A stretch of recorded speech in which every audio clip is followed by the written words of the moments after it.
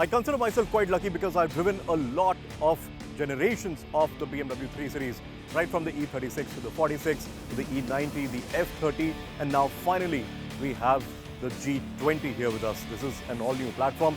But while every 3 Series before this has looked like it's a great departure from its previous generation model, this one, I'm not very sure whether it looks like it's a great departure or whether it's a huge improvement over the F30.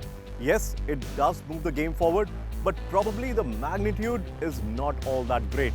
It still drives pretty well, and it still can plaster a reasonable smile on your face. So how big is that smile? That's what we're going to find out.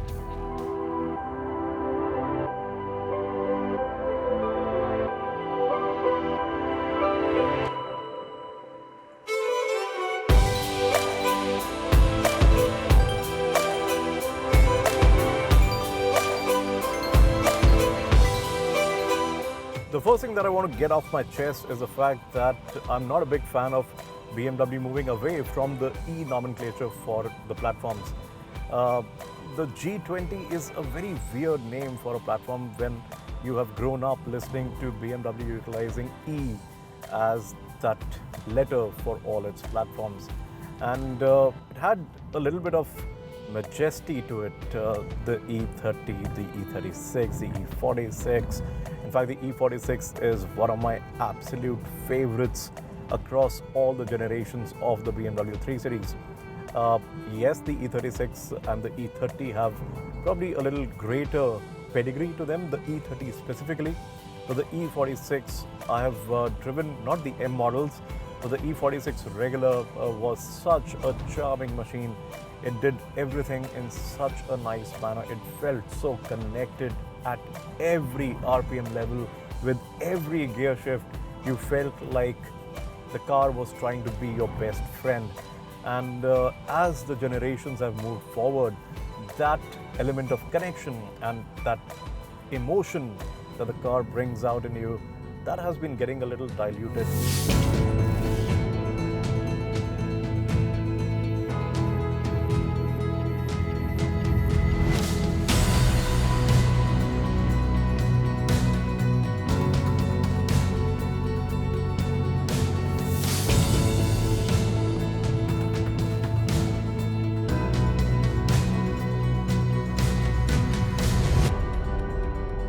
The cars have been actually getting a lot better with the time because there are greater levels of electronics, and the technology has just been insane, and the development and the rate at which all that gets executed in a new product is just absolutely magnificent.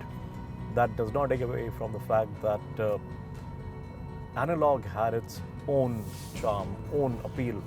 But I'm not really going to go on and romanticize my time with the analog BMW 3 Series, because it is time for us to look ahead, look forward, and what we have right now, the G20 320 diesel, is a machine that is for the present and possibly a little bit in the future as well, because this is going to pave way for probably some sort of enhanced electric interference or electric assistance in the drivetrain as well.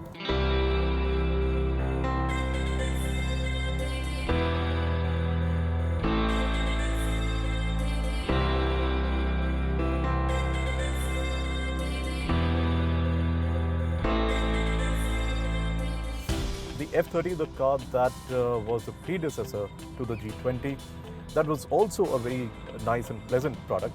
But while the F30 was a great design execution, which was very different from what we had before it, the G20 does not really look like it's grown in terms of outright aesthetics and design.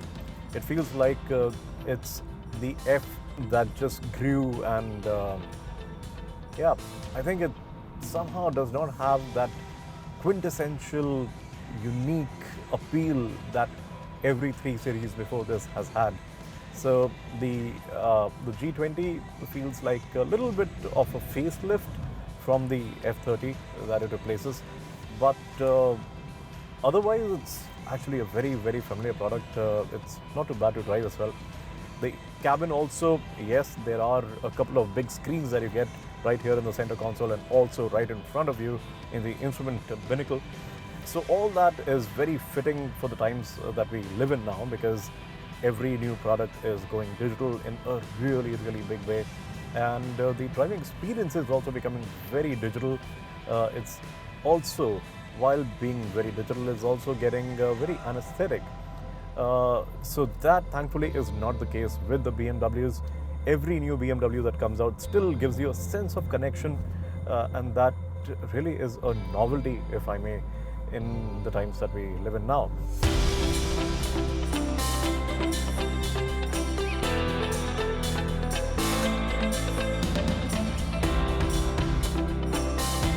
With a 320 diesel, what I'm really glad about is the fact that this does not come with the M Sport body kit. Well, the body kit itself is extremely handsome, and the 330i that we probably will show you in one of our future episodes looks very good. The interior, especially the steering wheel, it just is a bit too thick, and the rim is something that feels very odd in your hands. With the 320 diesel, that's not the case. It's a very nice and appropriately sized steering wheel. The rim thickness is just so, and that really is one big reason that enhances your driving experience.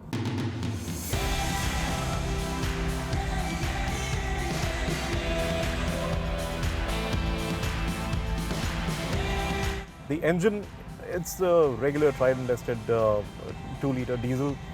It produces about 190 horsepower and 400 Newton meter of torque. The G20 is not a very heavy car, but still on slightly heavier side. And the 0 to 100 sprint time Mercedes territory is about, I think, 6.5 seconds. BMW claims it's about 6.8 seconds. So the ballparks are pretty similar. And the 320 is never going to make you feel that you need any more power, because you have the torque available from very low RPMs. So yes, in terms of outright performance, the BMW matches the competition, probably even better than in some respects, because the driving dynamics and the involvement is slightly higher.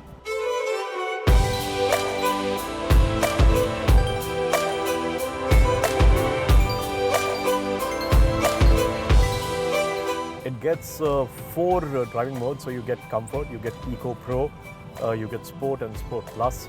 Comfort is possibly that one setting which is all the setting that you need. You can really have some decent amount of fun. Eco Pro just dulls down everything. It just gets itself in this green zone, and yeah, I mean, that's something that is for the eco-mentalists. Sport and Sport Plus are, of course, big grin-forming modes to be in. But really, if you want to enjoy, even when you are going around some very nice tight bends or something like that, Comfort is actually going to give you a decent amount of feel, because you can feel the car just buckling around a little bit, and that feels like it's talking to you.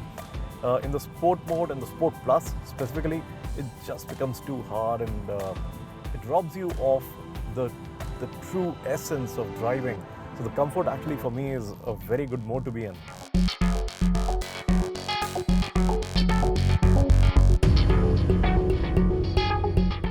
Not very noticeably sharper from before or compared to the last generation, but the chassis has been updated. There is new technology. The damper technology is new. There is stiffer body structure. Suspension mountings are different. You have a wider track.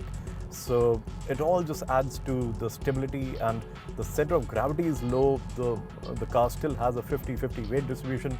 So all that is just an effort to make sure that the 3 Series feels like it wants to be driven hard, and it has that sportiness, that edginess that every 3 Series before this has had. And while it is a little disconnected experience overall, it's genuinely not all that bad.